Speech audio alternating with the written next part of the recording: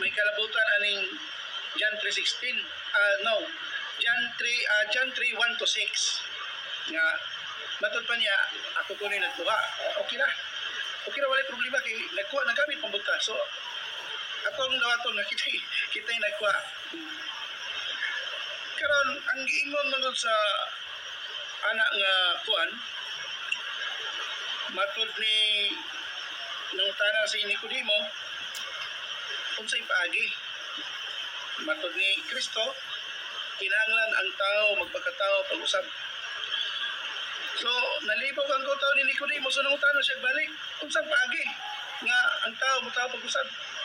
Matod niya, pinaagi sa bunyag. Pero kanang hakot, wala na iapil og istorya ni Pastor Iramis, ni Robin Iramis, nga giingon day ang Ginoo diha nga kinahanglan ang paagi gaingon ang Ginoo diha nga pinaagi diha sa bunyag, yang ipasabot sa Ginoo nga pinaagi sa bunyag mahimong born again.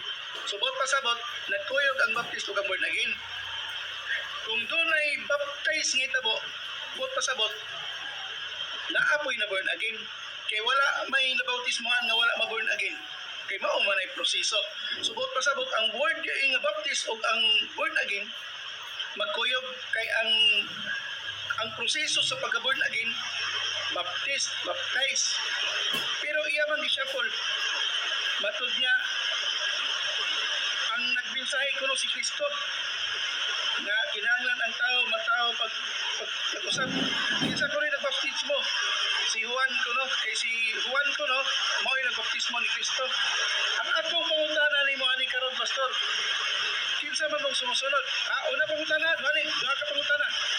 Unang pangutana na ko nimo pastor kay matod nimo si Kristo lagi nabunyagan na ni Juan. Mao ang baptismo. Mo mo ang pasabot. Karon ang pangutana ni karon kay baptismo ka mo. Kinsa man mong sumusunod? Ang Kristo o ni Juan? Ikaduhang pangutana. Si Juan ba o si Kristo managsamag pagbunyag nga gidala? Kay si Kristo doon naman po'y bunyag. Kung si Juan nagbunyag, si Kristo nagsugo po na mamunyag. So lahi ang bunyag ni Juan, lahi po ang bunyag ni Kristo. So karon ang unang pangutanan nako, kinsa mo sumusunod kang Kristo o ni Juan? Ikaduhang pangutana, kinsa man nga bautismo ang labing hingpit? Kang Kristo o kang Juan? God bless mo, pastor.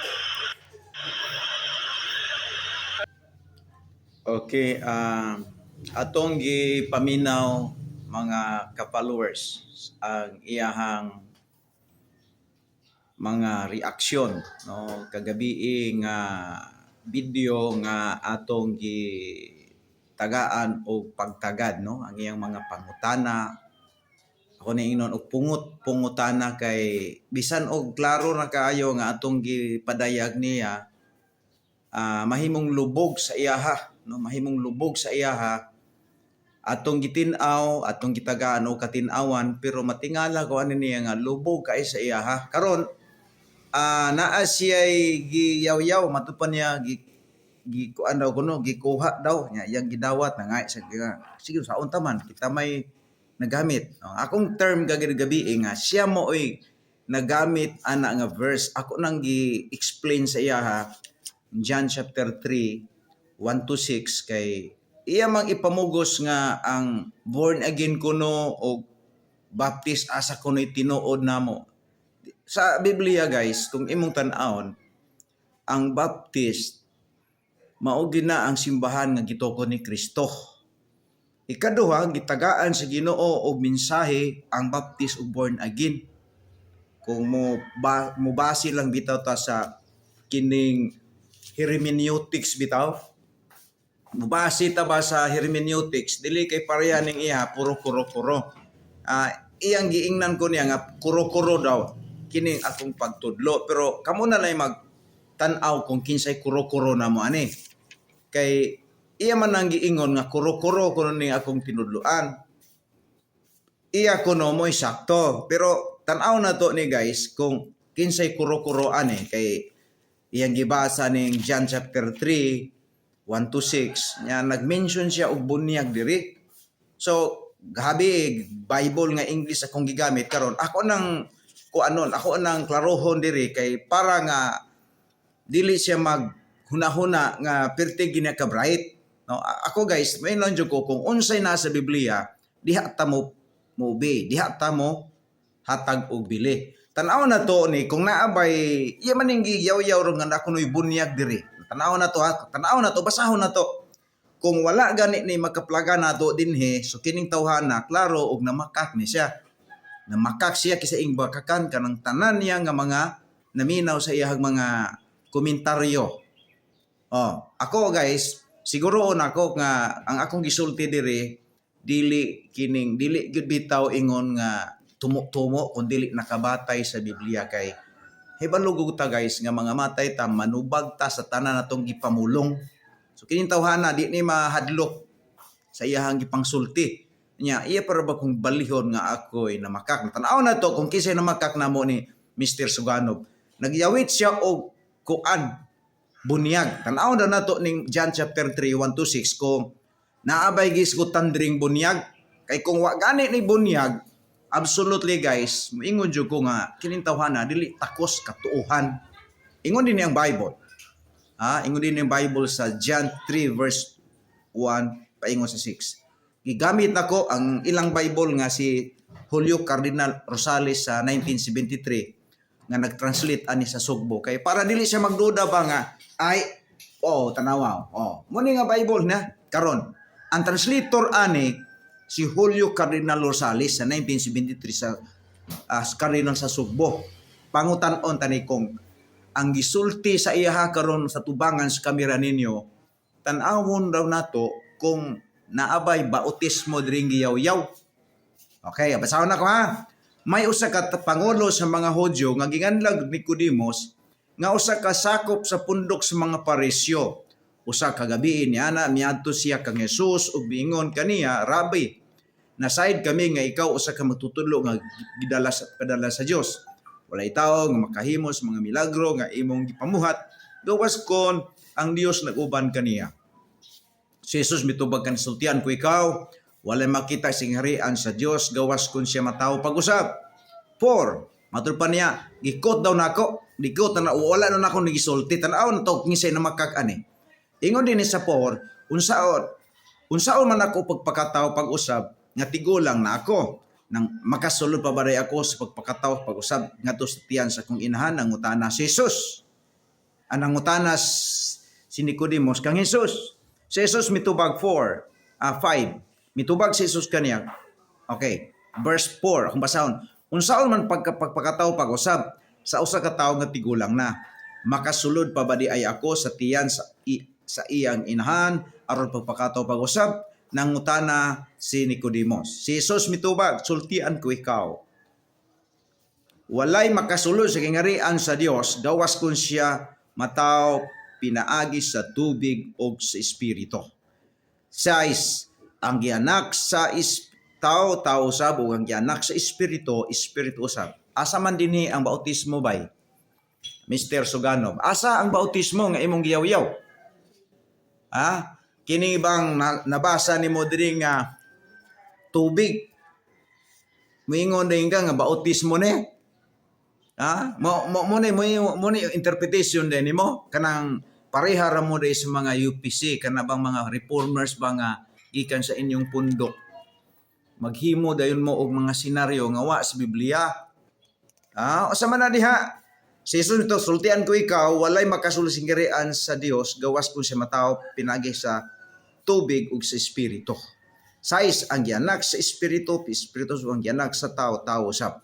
No, matupa. Ang gianak sa tao usab ug ang gianak sa espiritu usab. No, ang pangutana, unsa man nabay bautismo dire? Abi kay nakabasa tag tubig dinhi, nagunahon na din ka nga bautismo. Di man na mao. Kung imo nang subayon ang klaro diha nga diskutan na tubig diha, physical death na physical birth na siya. Ang bata magod kung imong tan-awon diha sa tagwangkan sa inahan mga ka-followers, muna tan-awon naglutaw na siya sa tubig. Naglutaw na siya sa tubig bisag imo nang tan-awon. So, mugayon ng uban nga mga doctors nga nag-advise ko sa mga mother nga kung sila nagbuntis, mag-inom mo sila og tubig kada adlaw para ang bata di mahutdan og tubig. So naglutaw na sa tubig. So, ang tubig ang gimension diha, physical birth. Physical birth. So kay natao naman ka physical, gusto ni Kristo nga si Nicodemus matao da sa espiritu pinaagi sa pagdawat ni Kristo nga iyang manluluwas. So munay klaro nga correct nga interpretation din Kini sila pare-pareha rin sila interpretation sa UPC. Ang UPC ana kanang wanis nga gikan sa ilang pundok. Moingon naman ni bautismo nga wa may bautismo diha. Mao na nga musubay ta sa hermeneutics. Dili ta magpataka ba og himo og mga statement nga gitawag ta nag allegorizing kana bang imo bang gibuhat-buhatan ang Biblia meaning nga bisan og wa nagisgot og kanang bautismo. Okay, now, karon na kay pangutana. Pangutana nimo asa kunoy hingpit, asa kuno kinsa kunoy asa daw kuno mi kanang followers kang John the Baptist ba o kang Jesus. Simple nga tubag ana guys. Ako pangutana nimo sa di pa kanang tubagon kinsay nagpadala ni John the Baptist. So, in Bible, John chapter 1 verse 6, there was a man sent from God whose name was John. Whose name was John. Ang nagpadala ni John the Baptist, ang Ginoo. Kisa po'y nagpadala po ni Jesus Christ. Ingon ang John 3:16, kaing mo pa kayo sa Diyos ang kalibutan nga itong naghihatag niyang bugtong anak. Kisa ang padala ni Jesus Christ, ang Amahan, ang Ginoo. So, ayaw bahin-bahin na. Ayaw bitaw bahin-bahin ang klaro nga kisa may nagpadala ni Jesus Christ, ang Amahan. Kisa nagpadala ni John the Baptist, ang Amahan. Karon mangutana ka. Kung magisgot ta og kanang bautismo sa tubig, wa nay makalabaw. Mayon ka nga. Asa man nga bautismo ang hingpit. Guys, kung imo tan-awon, diri sa Matthew chapter 3 kini gamit kitag Bible kay kini iya puro man ni kuro-kuro. Iya pa kung nagkuro-kuro ang pagtudlo dinhi bida ni Modoy.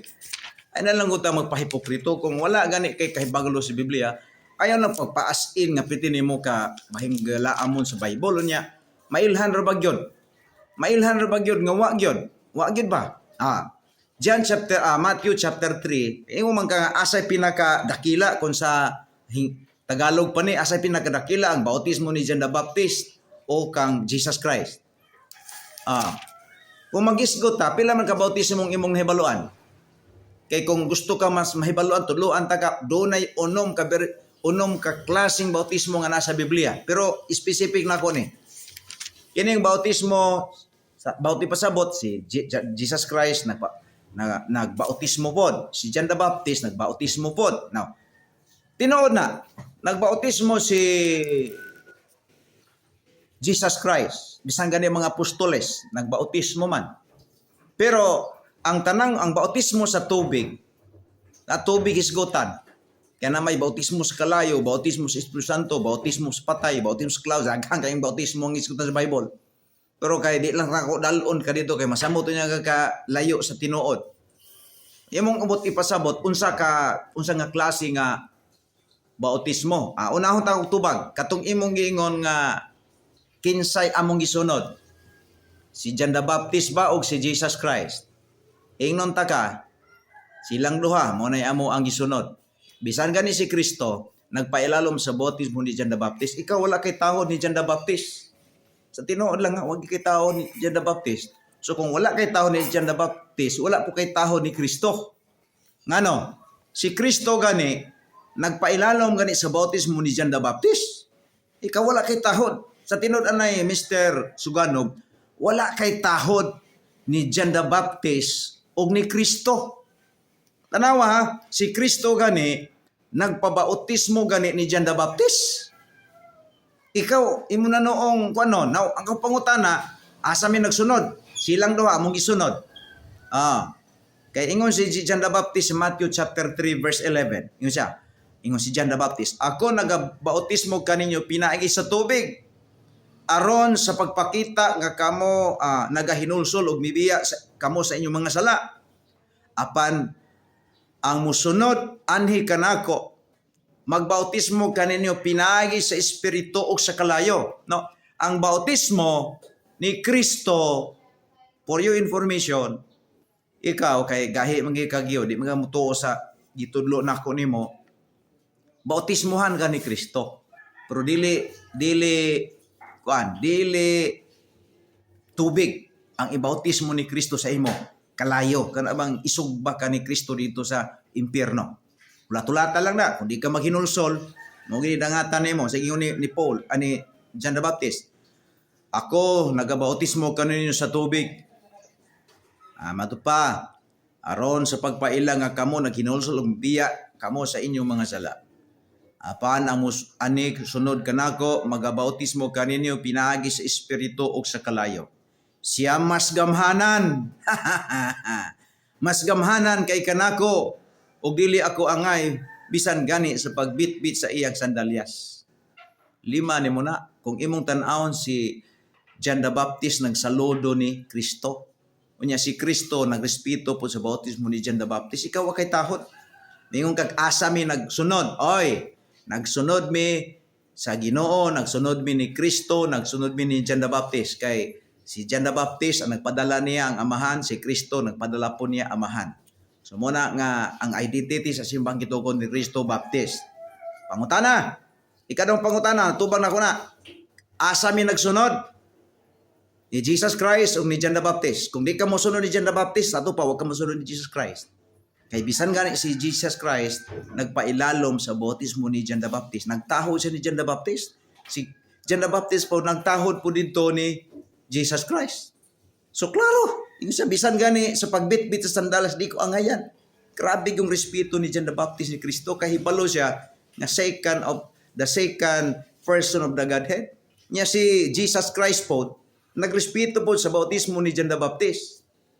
So maghisgot ta, kinsa may among gisunod, tubagon ta kadiretso, silang duha. Kay silang duha, Ginoo mo'y nagpadala.